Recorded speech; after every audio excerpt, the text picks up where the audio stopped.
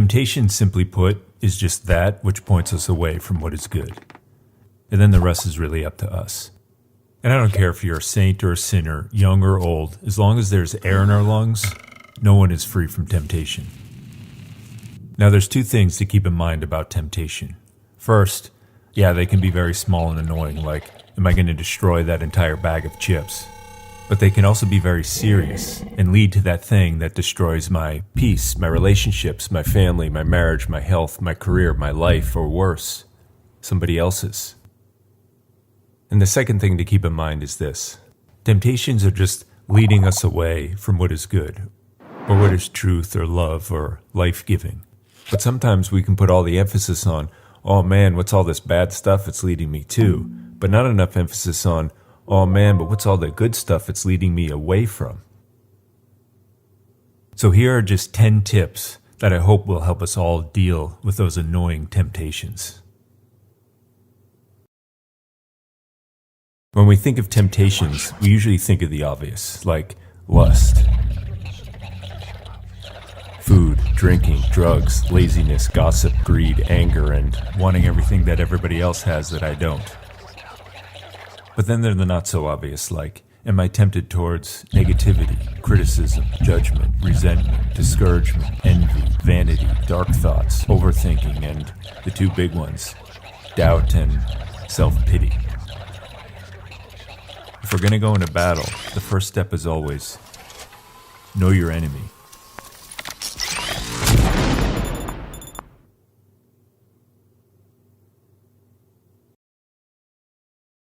Once we know our temptations, we have to know what sets them off. Maybe it's a person, place, or thing. Maybe it's a mood or feeling like boredom, idleness, or complete and utter loneliness. But I think you and I know that 99.9% of all our triggers comes through one thing. Our portable, pocket-sized conduit of all the temptation of the entire universe. Know your triggers. Remove and avoid the ones we can, and have a solid game plan ready in advance for the ones we can't.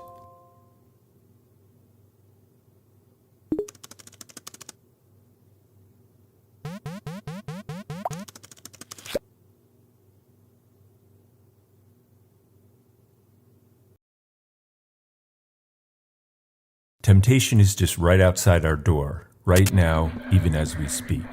It doesn't get tired, it knows all our triggers, and it just waits for that perfect opportunity to come knocking. Our best shot to stop it is right here, at the door. It starts with just a thought, then our imagination entertains it. Then it brings us some kind of satisfaction or delight. Then a powerful attraction. Then we consent. This is how the enemy gains entrance. Give in. Only a fool takes chances. Make your stand here, because it's almost impossible to make it here.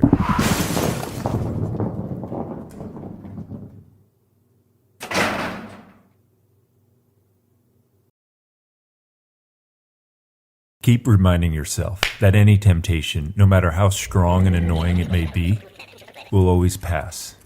The saying goes, the devil who knocks and finds no entrance eventually gets bored and just moves on.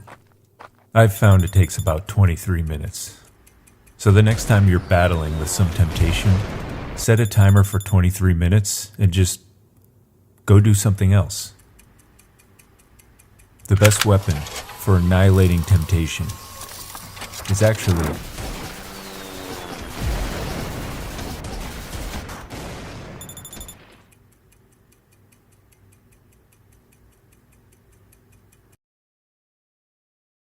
As I think you know, some temptations become so wired into our brains and biology that we come to realize pretty fast our own strength and willpower just aren't enough. The strength comes from surrendering. Not surrendering to some temptation, but surrendering to the one who has the power. Infinite power. Now I know some of you are thinking, yeah, I prayed, it does nothing. Well, think of it this way. At the time of some temptation, we slowly lose control of our will. It becomes agitated and excited like a crazy out of control puppy. Now what happens when you place that puppy in its mother's arms? it becomes calm, subdued, docile. Jesus gave us all his mother, the most pure and docile and loving creature to ever walk the face of the earth. The next time you're battling some temptation, just place your will into your mother's arms and take a deep breath and surrender.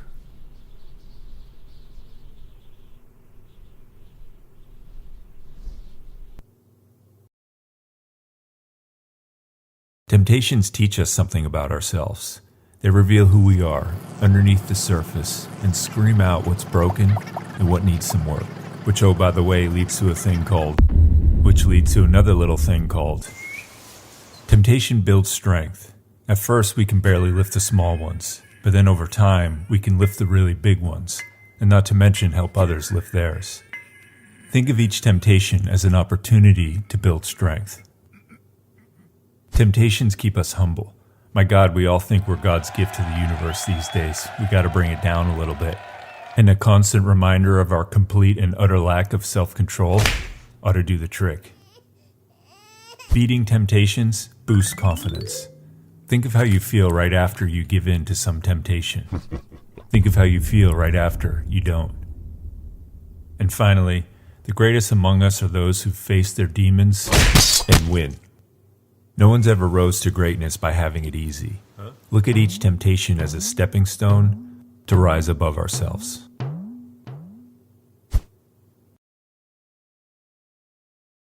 He who trims a little and snips a little advances little. We got to get to the roots.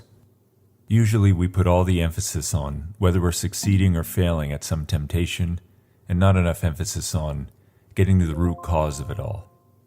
Now, I don't know what that is. It could be unresolved trauma or family or anger issues, too much fear, too alone, or just too much time on our hands.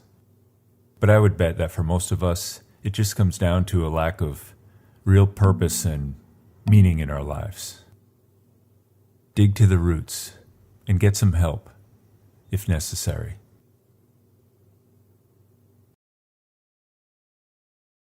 We're never going to be free of temptation, at least not in this life. But with calm and patient and brave endurance over time, we will master them. It's not going to happen overnight. Just get through the next 23 minutes, then the next hour, then the next day, then the next week. Think of it as just one of those things that's part of my daily labor, like working out and eating right. And win every day. No battle was ever won by running away. Sure, it may buy us a little time, but inevitably, we all find ourselves right back to where we started, or worse. Eventually, we're all going to have to face our temptations. Temptations are the result of a lack of confidence, not only in my own strength, but in His. So the next time you're battling some temptation, literally imagine yourself standing up face to face with that temptation, and take control. And don't let it beat you down. You beat it down. And not just with your own strength, but with His.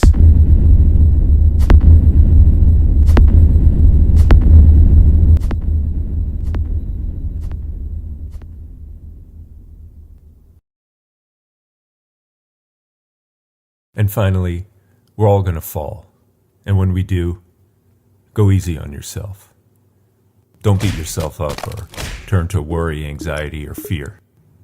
These are just more temptations. Just pick yourself up and keep going. When we're face down in the dirt for the 1,000,000th time, there'll be two voices. One from above, of accusation, condemnation, kicking us when we're down and reminding us how bad we are. And the other, from down in the dirt with us, of compassion, forgiveness, lifting us up and saying, "Come on, I love you. Let's do this together." Only listen to the one. Temptation, simply put, is just that which points us away from what is good, or what is truth, or what is love, or what is life-giving. And these are simply just another name for what we call